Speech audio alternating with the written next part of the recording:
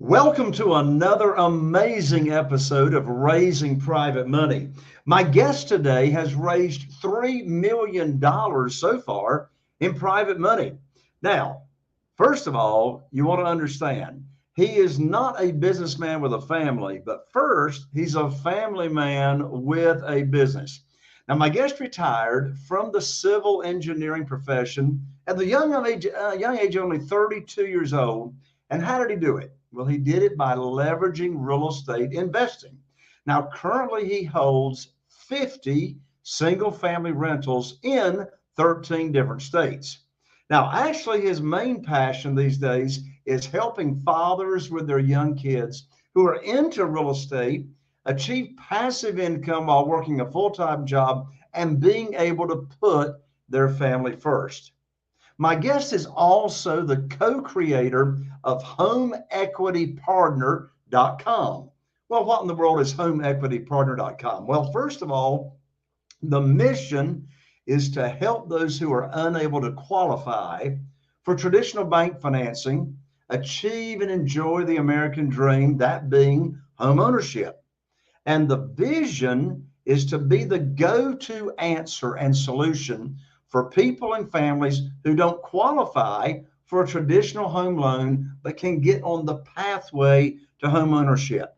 So at homeequitypartner.com, they developed a new tool that allows families and individuals to pick any home that's listed for sale and live in that home. So they specialize in rent to own, lease purchase options, the contract for deeds and the like. And they are seeking to help individuals and families gain home ownership to live the American dream. Now, in just a moment, you're going to be meeting my special guest today, Mr. Adam Zock, right after this. If you're a real estate investor and are wondering how to raise and leverage private money to make more profit on every deal, then you're in the right place. On Raising Private Money, we'll speak with new and seasoned investors to dissect their deals and extract the best tips and strategies to help you get the money, because the money comes first. Now here's your host, Jay Conner.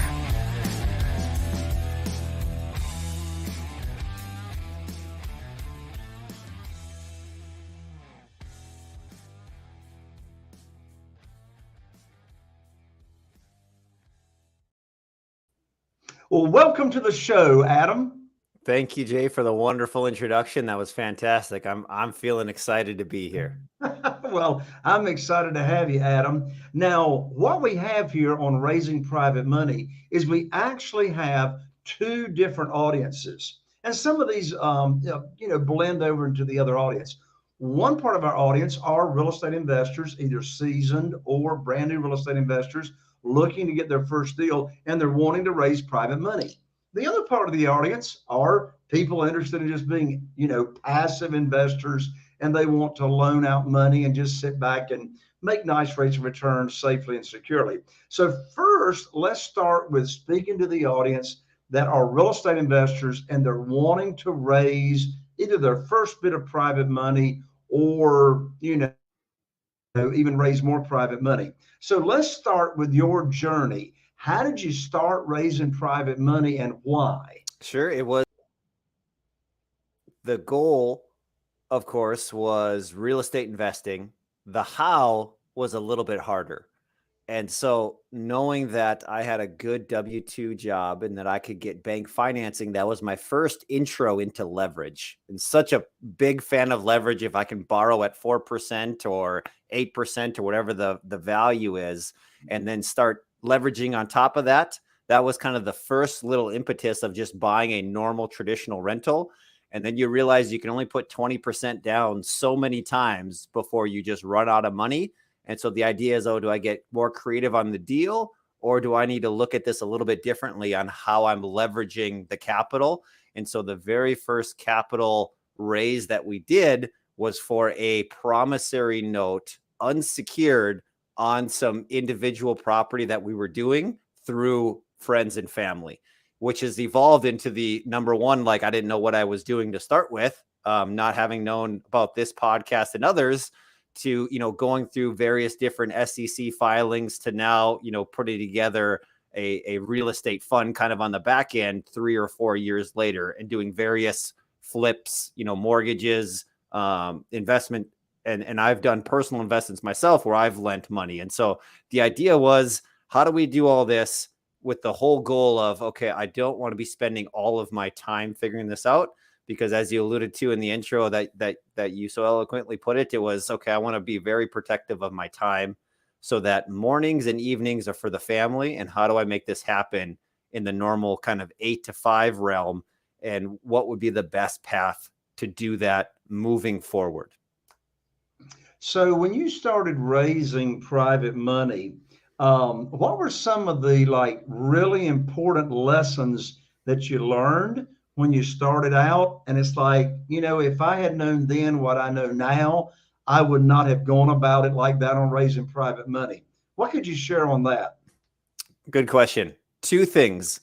1, legal, and number 2, the timeline. I'll take the timeline first. So the timeline of building trust with private individual investors typically doesn't happen in a short period of time.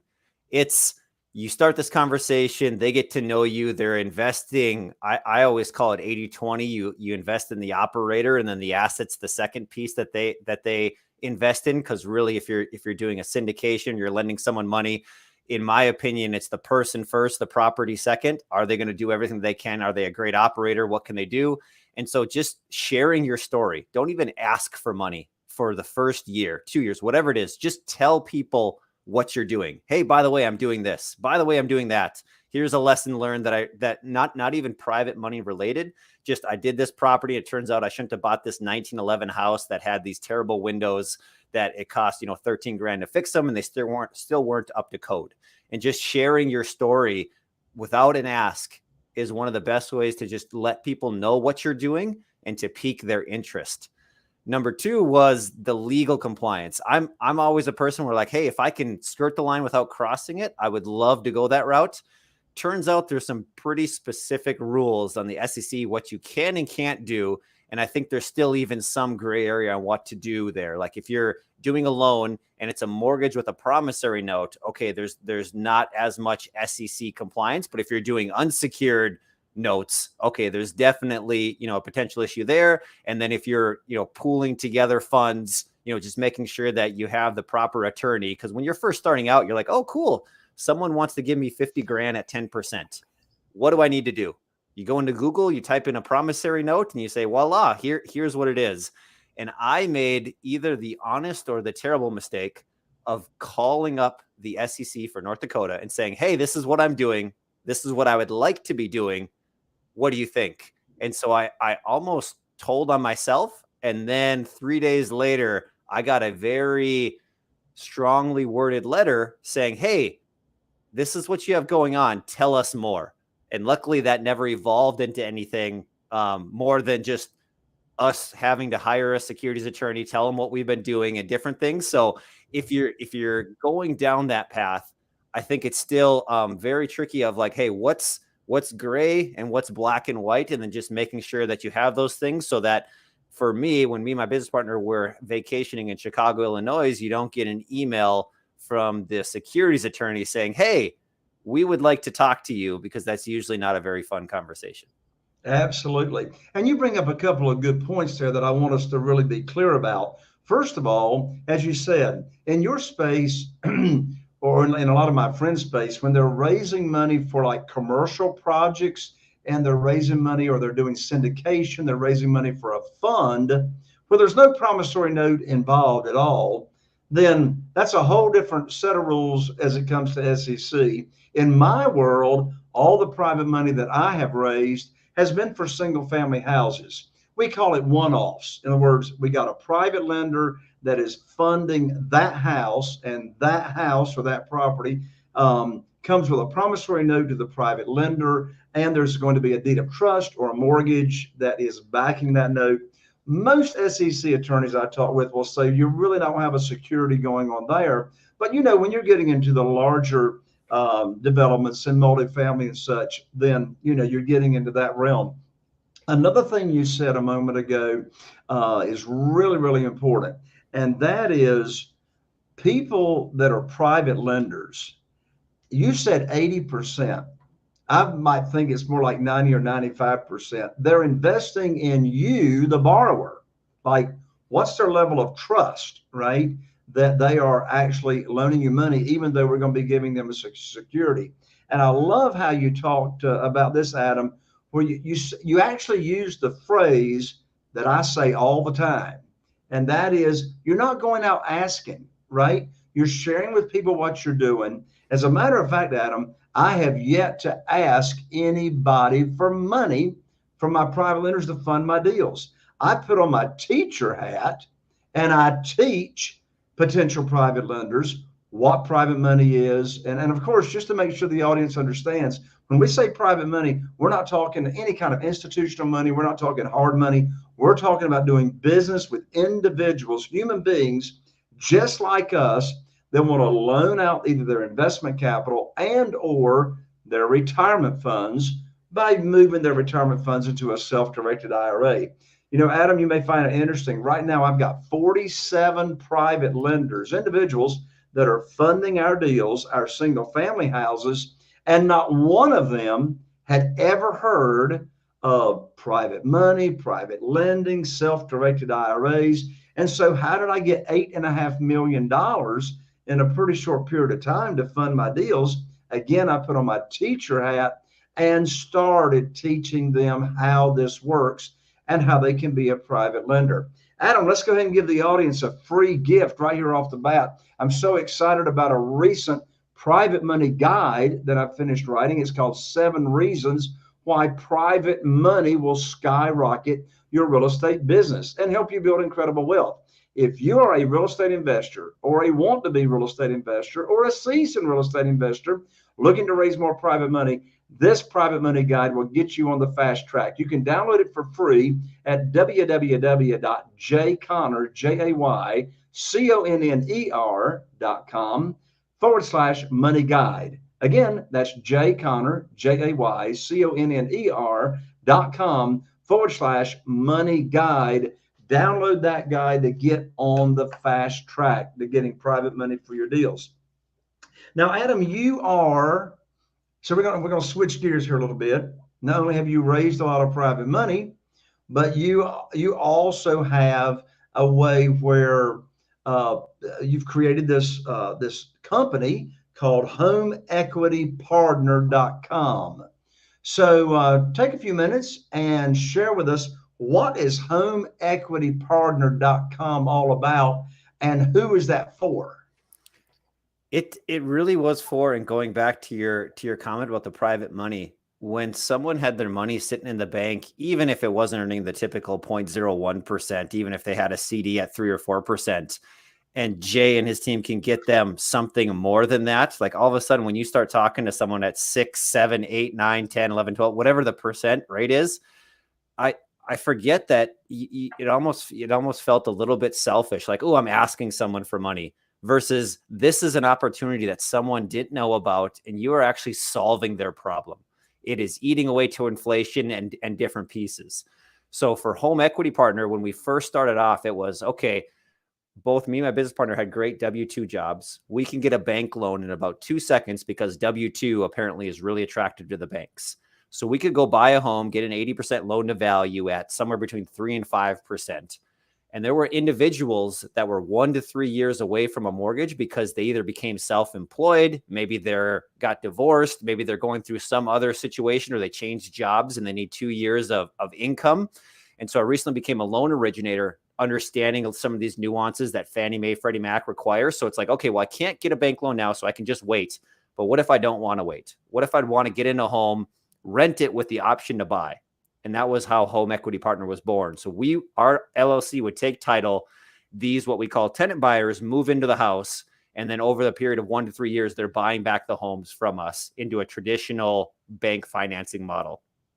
Well, it took off so well that we couldn't fund these deals or get enough bank financing ourselves.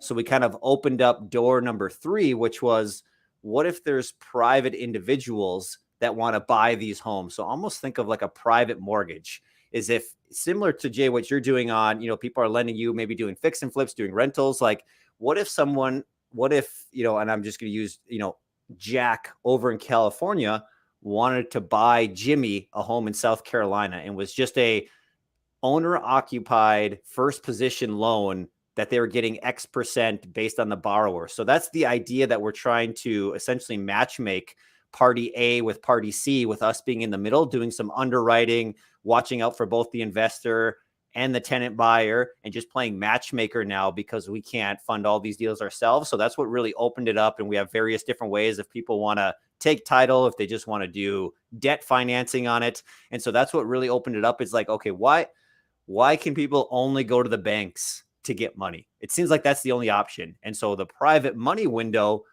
you might know Uncle Jack or Aunt Sally, or maybe your grandpa has something. So we said, okay, what if we took that same concept and opened it up so that you could have individual one-on-one matchmaking that you didn't need traditional bank financing for? And what would be the criteria for that? And investors say, hey, I'm generally interested in how much money they have to put down, or what's their credit score, what's their borrower strength, where's the property located? And then we started figuring out what the tenant buyer wants as far as a monthly payment. What can they afford? What's their debt to income ratio? And so the whole goal is, okay, how do we make this up for success so that one side isn't tilted beyond the other, and make it more of like a fair matchmaking where you agree to these terms, you agree to these terms. Okay, great. You're a match, and away we go. So would you say you really at home equity partner, excuse me, would you say at homeequitypartner.com, on that piece of your, so one of your ideal clients is someone that wants to invest in real estate and get the passive income, right? Correct. And they're going to do that by investing in a single family house. And then you are going to find them a tenant buyer. And as you say, you're going to sort of be like the matchmaker. So what kind of risk is involved with the home equity partner that's investing in the house? What kind of rate of return are they typically looking to get?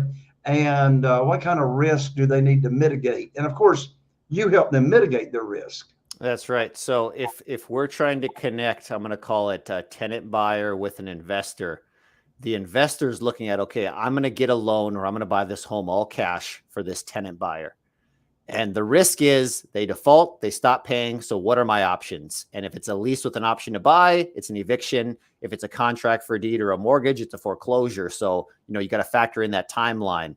And what we found is, for the investors, and most of our deals being rent to own or lease with an option to buy, we are adding in things like a rent guarantee insurance, which is similar to what banks do if you don't have 20% down. And so if you haven't heard of rent guarantee insurance, there's 3 different companies that might use it, like the Guarantor, the Leap, and then Single Key is in Canada, that's coming to the United States. But they'll essentially guarantee and underwrite these individuals that if you have to evict them, you get 6 months of rent paid while you're evicting them, and then some repairs and different things. So the idea was, how can we match this up? So worst case scenario, the tenant buyer defaults, you keep their option money, and you have to evict them. Maybe you sell it. Maybe you have to put in a new renter. What kind of insurance can we put into place so that if you have to sell the home or re-rent it, that you're recouping some of that cost? And so for people taking title, as far as our active investors, we're shooting for at least a 15% cash on cash ROI for those individuals for buying the home, especially if they're using leverage. If they're doing it all cash, it might be something like a 10 cap. And so that's there's like the normal rental risks, except for the tenant buyers coming in with more skin in the game. Instead of like 1% down, they might be coming in with 10% down on the property. So if you were to take it back, you might have 10 grand versus 1 grand, to kind of offset those different pieces. And then the downside is you're locking in a purchase price. So like over the last couple of years, when real estate prices started to soar, it was great for the tenant buyers because they moved in, locked in a price. And if it goes above that, great. The investor, maybe lost out on a little bit because they could have held the property. But the whole goal is that the investor buys the home, and the same day that they close, the tenant buyer moves in, so that your vacancy is nearly zero. The same day that you close with the title company, the tenant buyer moves in, so that you're reducing the time that it has in there. But of course, there is hey, if you have to evict or foreclose the tenant buyer, which we've, luckily had 80% buyback, 20% have not.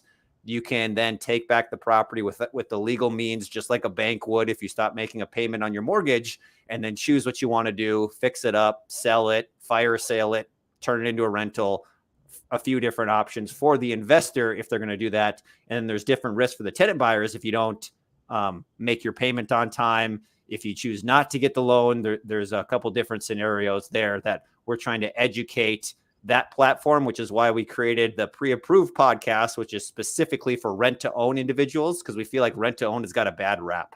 If you think of rent-to-own on furniture or different things on depreciating assets, or if you think of the slumlords that'll take 10%, kick you out in 6 months, and then go do it again, and they just keep recycling the same individuals. So we have 50 different podcast episodes on what to look for, what not to look for, really trying to help out these tenant buyers, because sometimes the answer is just wait and get a mortgage. But there are some unique situations where somebody's moving, they have capital, they have good income, they just can't get the bank loan, and they don't want to rent and then have to move twice. They want to lock in something, buy it, lock in the home now, and then refinance later.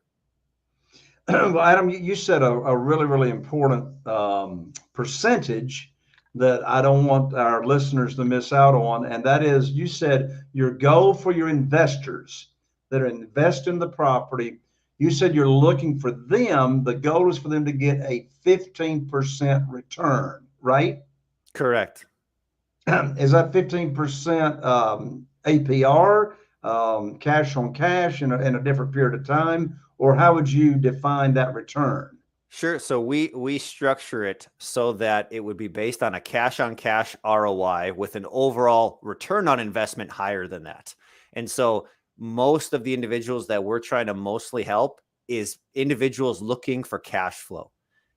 If you're looking for the long-term wealth, buy a property, hold it for 30 years or fix and flip, and you can generate, quite a bit of equity. What we're playing for here is more of a high cash flow model where you're turning your money maybe every 2 to 3 years versus buying and holding it for 30 years. So yeah, typically the cash on cash is 15% with the annualized ROI being, maybe 18% or something along that realm. And again, these are the projections, and some go higher, some go less, depending on how long the tenant buyer stays in the home. If they, buy it back in 2 months, that's a pretty good, ROI because it's only 2 months, versus if they stay in it for 3 years, then eventually, don't buy it or leave and you have to do something else. But that's how we're structuring it from I'll call it the perceived added risk for the investor, because you can't get a bank loan. There's a reason for that. And you're deemed quote unquote riskier. And so for the riskier, nature of it, investors are typically looking for a higher return. Sure. Well, I've been investing in single family houses now for 20 years in Eastern North Carolina. We have sold a lot of the homes on rent to own with tenant buyers.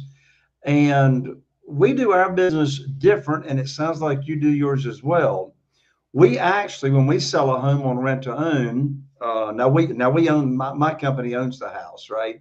I'm not the matchmaker like you are, but when we sell a home on rent to own, I do know from other real estate investors, most of them do not actually help the rent to own buyer, tenant buyer, help them get a mortgage. They leave them to their own devices. And and I know what happens most of the time when that happens. Like maybe 5% would ever get ready for a mortgage. And then, they move out or they just stay there and keep paying rent. So in my company, we actually require them to enter the credit repair program that we recommend. And so 80% of ours actually cash out within a year or two, because we actually force them into getting ready for a mortgage. How does your program work to where you've got such a significant percentage that actually is able to own the home as well?